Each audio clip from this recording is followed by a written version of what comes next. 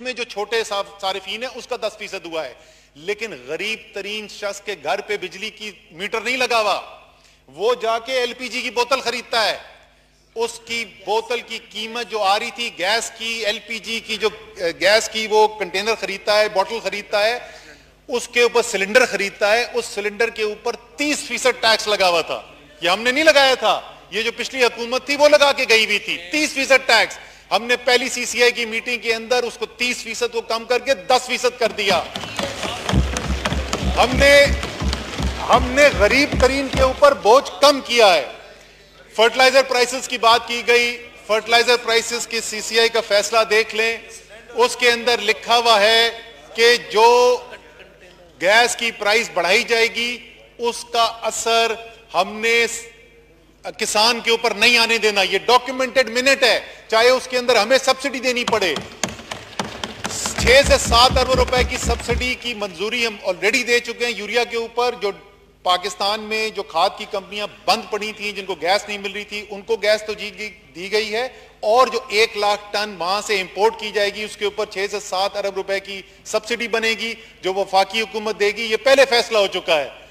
लेकिन किसान के साथ इस खरीफ में हुआ क्या, जरा उसका भी तो जिक्र कर लें कि वो यूरिया जो पाकिस्तान के अंदर मौजूद थी और 6,35,000 टन यूरिया एक्सपोर्ट करने की इजाजत दे दी गई, और जिस वक्त खरीफ आया तो मुल्क के अंदर यूरिया की कमी हुई थी, और जो बोरी खाद की 1250 रुपए की मिल रही थी वो 1750 रुपए पे पहुंच गई। उसका जिम्मेदार कौन है? फिर जनाब बात की गई कि बिजली और गैस की कीमत बढ़ जाएगी तो एक्सपोर्टर मुकाबला कैसे करेगा। उसकी एक्सपोर्टर की मुकाबला करने की के लिए मुश्किलात पैदा होंगी। और मुझे बहुत खुशी हुई कि लीडर ऑफ ऑपोजिशन ने ये नुक्ता उठाया, क्योंकि ये एक बहुत बुनियादी सवाल है जो हम 3 से 4 साल करते रहे कि ये जो कशकोल हम तोड़ना चाहते हैं, ये जो हम बैनुल अक़वामी मुल्कों के सामने जाके पैसा मांगते हैं, सारी हुकूमतें मांगती नहीं है। पिछले 5 साल में जितना पैसा लिया गया, गैर मुल्की कर्जा लिया गया, वो पाकिस्तान की तारीख में कभी नहीं हुआ, लेकिन मांगते तो सब रहे हैं। ये खत्म कैसे होगा? ये खत्म उस वक्त होगा जिस वक्त आपका एक्सपोर्टर अपने पैरों पे खड़ा होगा। हम 4 साल तक ये मुतालबे करते रहे लेकिन नहीं माना गया। मुझे लगता है ये बायदी में सिर्फ ये एक पॉइंट नहीं है, मुझे और बहुत सारे ऐसे पॉइंट्स है। मैं आखिर में फॉरेन पॉलिसी के ऊपर भी जो जिक्र किया गया है उस पर भी बात करूंगा। बहुत सारे पॉइंट्स में मुझे ये लगा कि अगर लीडर ऑफ ऑपोजिशन आज के जो हैं वो कल के फाइनेंस मिनिस्टर होते तो शायद पाकिस्तान की मईशत ने जो आज मुश्किलात देखी हैं वो शायद ना देखनी पड़ती। हमने गैस की कीमतें, इसके बावजूद जो मैं आपको बता चुका हूं, ओगरा ने कहा 154 अरब रुपए का खसारा गैस के सिस्टम के अंदर। हमें यह कहा गया 46% कीमतें बढ़ाओ। पंजाब की टेक्सटाइल की सनत जो है, क्योंकि बाकी छोटे सूबों के पास तो डोमेस्टिक गैस अवेलेबल थी, उनको सस्ती गैस मिल रही थी, पंजाब का जो एक्सपोर्टर है उसको एलएनजी 72% दी जा रही थी। उसकी गैस की कीमत इतनी बढ़ा दी गई कि फैसलाबाद के अंदर टेक्सटाइल की सनत जो है वो लोहे के दाम बिक रही है, 5 लाख मजदूर बेघर हो गया। हमने 44 अरब रुपए की गैस की कीमत में कमी की है उस एक्सपोर्टर के लिए।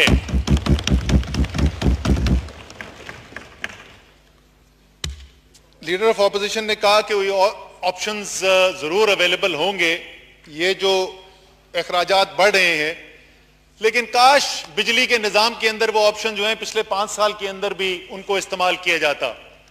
जनाब स्पीकर, मैं जैसे कह रहा था कि कुछ चीजों पे मुझे ऐसा लगा कि लीडर ऑफ ऑपोजिशन जो हैं उनको किसी ने बताया है और आदाद शुमार उनको क्योंकि मुझे उसमें कोई शक नहीं कि वो यकीनन जो बात कर रहे थे उन्होंने कहा, ये मैं विदाउट फियर ऑफ कॉन्ट्रडिक्शन कह रहा हूं, यानी इसमें मुझे कोई शक नहीं कि वो सिंसियरली बिलीव करते हैं, यकीन रखते हैं कि उन्होंने जो बात की वो हकीकत है, लेकिन बदकिस्मती से उसका हकीकत से करीब करीब ताल्लुक भी नहीं है।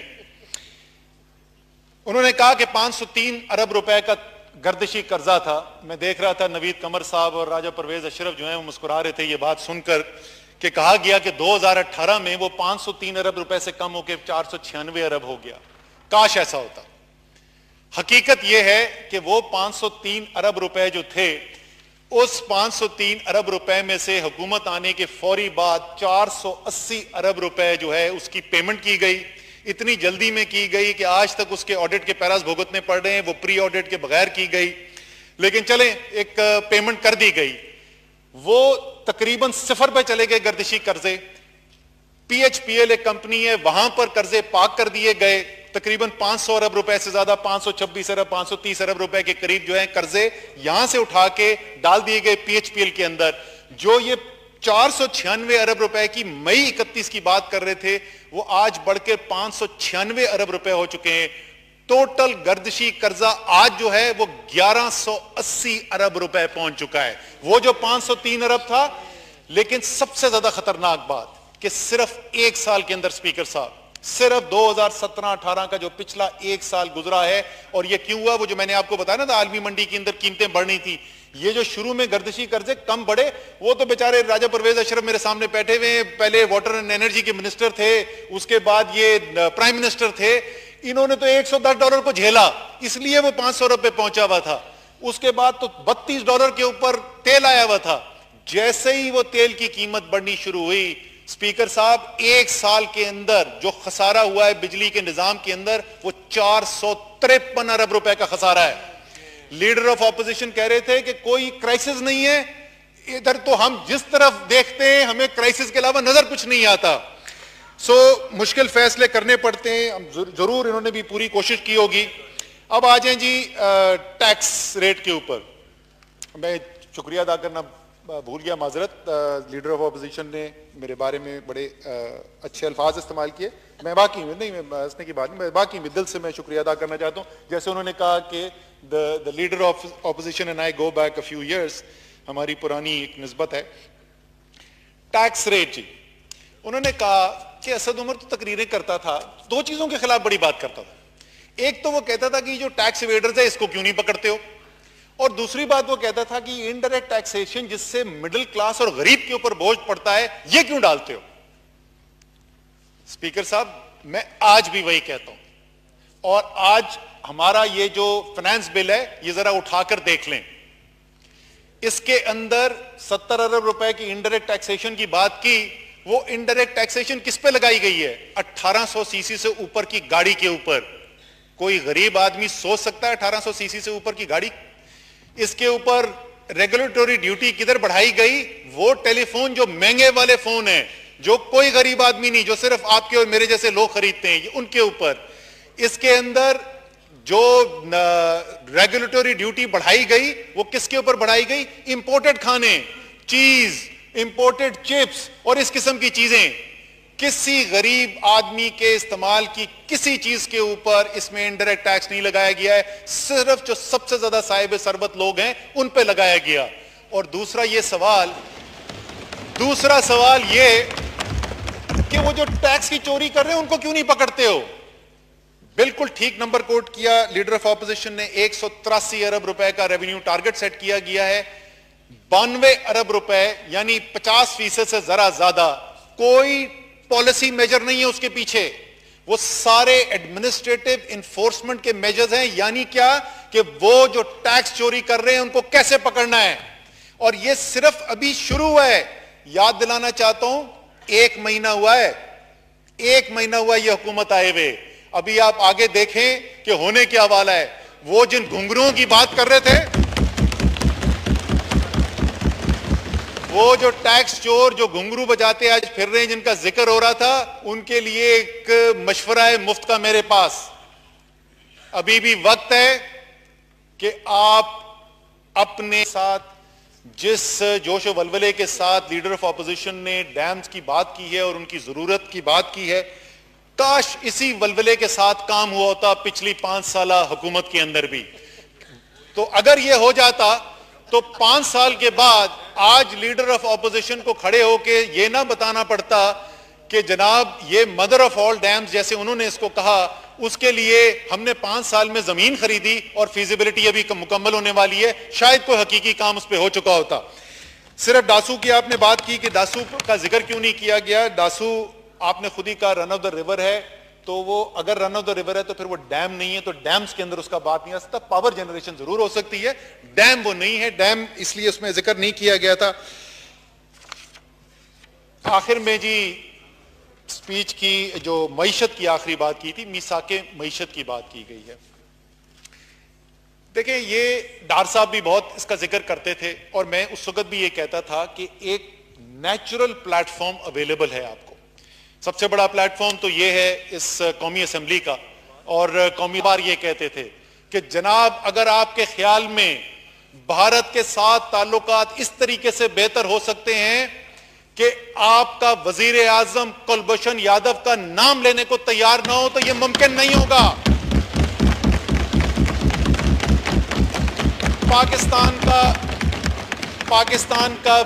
पाकिस्तान का वजीर आजम भारत गया, इंडिया के वजीर आजम की जो ओथ टेकिंग थी उस वक्त मैं ऑपोजिशन में था, मुझे अभी तक याद है, मैं रात को टीवी पे बैठा था, मैंने कहा मियां नवाज शरीफ ने बड़े दिल का मुजाहरा किया है, क्योंकि जनाब नरेंद्र मोदी साहब ने सिर्फ पाकिस्तान के खिलाफ नहीं, वो नाम लेकर नवाज शरीफ का अटैक करते थे। वो वजीर आजम बन चुके थे पाकिस्तान का, हर दूसरी तकरीर में कहते थे मैं पाकिस्तान का पानी बंद कर दूंगा।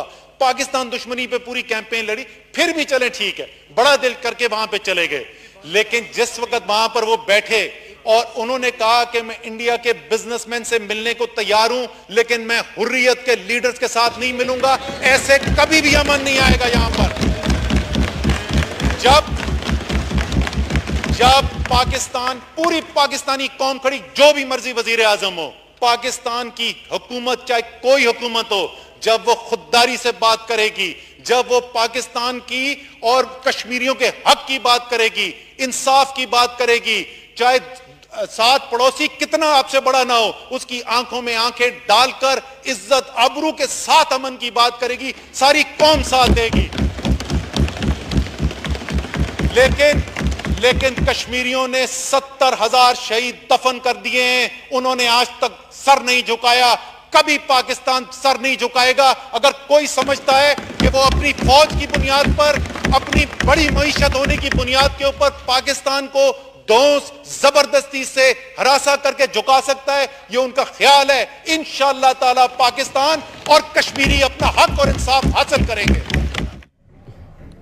दोबारा वजाहत करना चाहता हूं, जो नेटवर्क के ऊपर लोग कनेक्टेड हैं उसमें जो छोटे सारिफीन है उसका 10% हुआ है, लेकिन गरीब तरीन शख्स के घर पे बिजली की मीटर नहीं लगा हुआ, वो जाके एलपीजी की बोतल खरीदता है, उसकी बोतल की कीमत जो आ रही थी गैस की, एलपीजी की जो गैस की वो कंटेनर खरीदता है, बोतल खरीदता है, उसके ऊपर सिलेंडर खरीदता है, उस सिलेंडर के ऊपर 30% टैक्स लगा हुआ था। ये हमने नहीं लगाया था, ये जो पिछली हुकूमत थी वो लगा के गई हुई थी, 30% टैक्स। हमने पहली सीसीआई की मीटिंग के अंदर उसको 30% को कम करके 10% कर दिया। हमने गरीब तरीन के ऊपर बोझ कम किया है।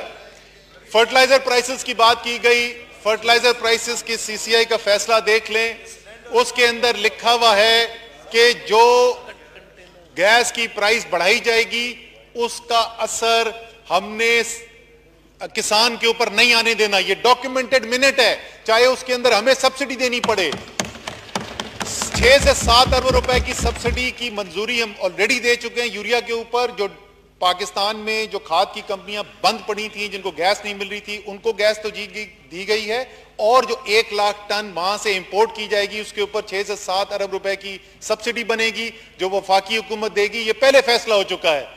लेकिन किसान के साथ इस खरीफ में हुआ क्या, जरा उसका भी तो जिक्र कर लें कि वो यूरिया जो पाकिस्तान के अंदर मौजूद थी और 6,35,000 टन यूरिया एक्सपोर्ट करने की इजाजत दे दी गई, और जिस वक्त खरीफ आया तो मुल्क के अंदर यूरिया की कमी हुई भी थी, और जो बोरी खाद की 1250 रुपए की मिल रही थी वो 1750 रुपए पे पहुंच गई। उसका जिम्मेदार कौन है? फिर जनाब बात की गई कि बिजली और गैस की कीमत बढ़ जाएगी तो एक्सपोर्टर मुकाबला कैसे करेगा, उसकी एक्सपोर्टर की मुकाबला करने की जो के लिए मुश्किलात पैदा होंगी। और मुझे बहुत खुशी हुई कि लीडर ऑफ ऑपोजिशन ने ये नुक्ता उठाया, क्योंकि ये एक बहुत बुनियादी सवाल है जो हम 3 से 4 साल करते रहे कि ये जो कशकोल हम तोड़ना चाहते हैं, ये जो हम बैनुल अक़वामी मुल्कों के सामने जाके पैसा मांगते हैं, सारी हुकूमतें मांगती नहीं है। पिछले 5 साल में जितना पैसा लिया गया, गैर मुल्की कर्जा लिया गया, वो पाकिस्तान की तारीख में कभी नहीं हुआ, लेकिन मांगते तो सब रहे हैं। ये खत्म कैसे होगा? ये खत्म उस वक्त होगा जिस वक्त आपका एक्सपोर्टर अपने पैरों पे खड़ा होगा। हम 4 साल तक ये मुतालबे करते रहे, लेकिन नहीं माना गया। मुझे लगता है ये बाय द वे सिर्फ ये एक पॉइंट नहीं है, मुझे और बहुत सारे ऐसे पॉइंट्स है। मैं आखिर में फॉरेन पॉलिसी के ऊपर भी जो जिक्र किया गया है उस पर भी बात करूंगा। बहुत सारे पॉइंट्स में मुझे ये लगा कि अगर लीडर ऑफ ऑपोजिशन आज के जो हैं वो कल के फाइनेंस मिनिस्टर होते तो शायद पाकिस्तान की मईशत ने जो आज मुश्किलात देखी हैं वो शायद ना देखनी पड़ती। हमने गैस की कीमतें, इसके बावजूद जो मैं आपको बता चुका हूं, ओगरा ने कहा 154 अरब रुपए का खसारा गैस के सिस्टम के अंदर। हमें यह कहा गया 46% कीमतें बढ़ाओ। पंजाब की टेक्सटाइल की सनत जो है, क्योंकि बाकी छोटे सूबों के पास तो डोमेस्टिक गैस अवेलेबल थी, उनको सस्ती गैस मिल रही थी। पंजाब का जो एक्सपोर्टर है उसको LNG 72% दी जा रही थी। उसकी गैस की कीमत इतनी बढ़ा दी गई कि फैसलाबाद के अंदर टेक्सटाइल की सनत जो है वो लोहे के दाम बिक रही है। 5 लाख मजदूर बेघर हो गया। हमने 44 अरब रुपए की गैस की कीमत में कमी की है उस एक्सपोर्टर के लिए।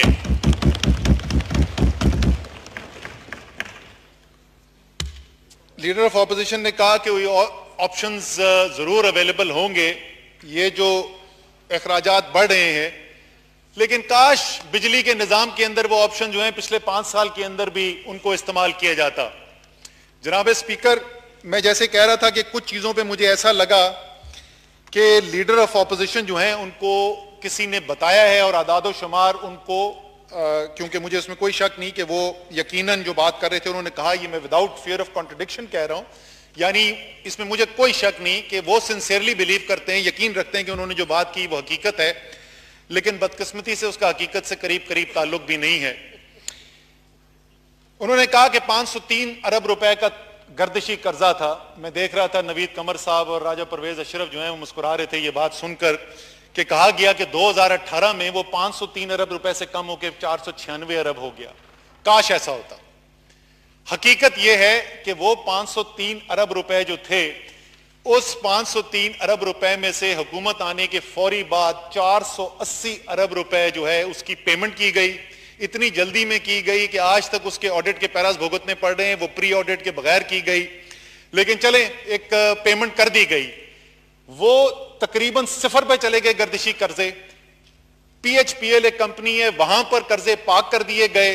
तकरीबन 500 अरब रुपए से ज्यादा, 526 अरब 530 अरब रुपए के करीब जो है कर्जे यहां से उठा के डाल दिए गए PHPL के अंदर। जो ये 496 अरब रुपए की मई 31 की बात कर रहे थे वो आज बढ़ के 596 अरब रुपए हो चुके हैं।